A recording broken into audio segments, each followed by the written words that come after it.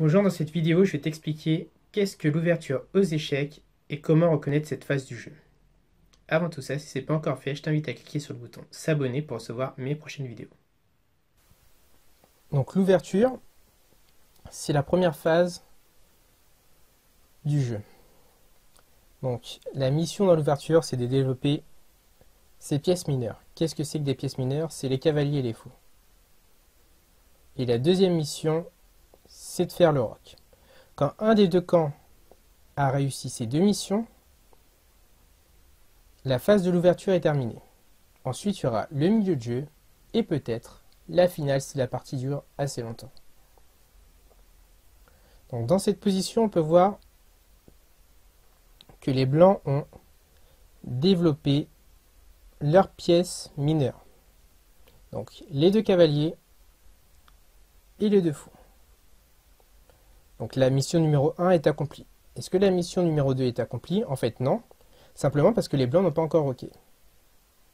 Maintenant, les noirs n'ont pas développé toutes leurs pièces mineures, tout simplement parce que le fou C8 n'est pas en jeu. Donc la mission numéro 1 n'est pas accomplie. Est-ce que les noirs ont fait le roc? Non, donc la mission numéro 2 n'est pas accomplie. Donc en fait, ce qu'il faudrait pour que la phase d'ouverture soit terminée, c'est que les blancs roquent au prochain coup et la phase d'ouverture sera terminée. Et on sera dans le milieu de partie. Dans cette position, les blancs n'ont pas fini la première mission. Tout simplement parce que le fou F1, qui est ici, ne s'est pas développé. Toutes les autres pièces mineures sont développées, sauf le fou F1, donc la mission numéro 1 n'est pas accomplie. Le roi est toujours au centre, donc il n'a pas roqué. La mission numéro 2 n'est pas accomplie. Maintenant, du côté des noirs, la mission numéro 1 n'est pas accomplie, car le fou C8 qui est en rouge ne s'est pas développé. Donc,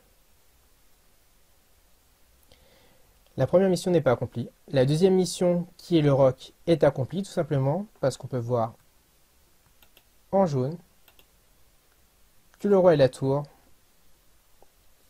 qui a eu le roc, puisque le roi se retrouve en G8, et la tour en F8, c'est-à-dire qu'il y a eu le petit roc.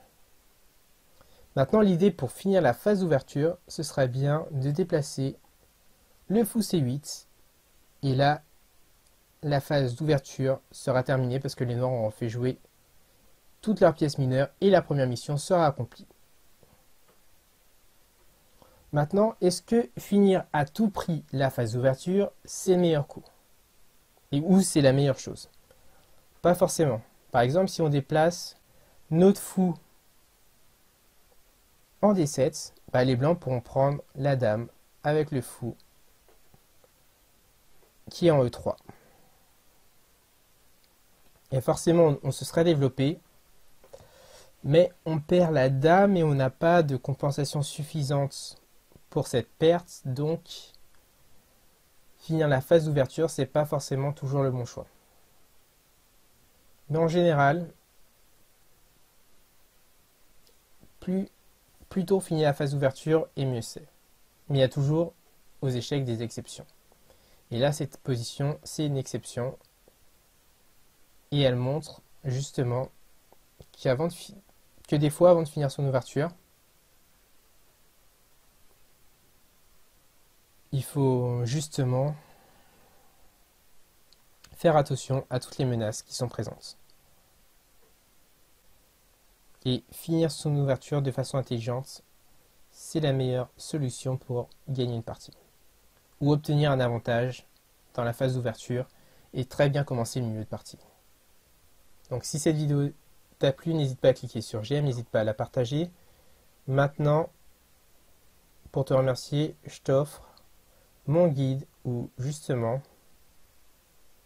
je t'explique en 5 leçons ce qui est nécessaire pour faire ta première partie d'échecs. Il suffira juste d'indiquer ton prénom et ton mail. Et je te dis à bientôt et surtout, bonne lecture.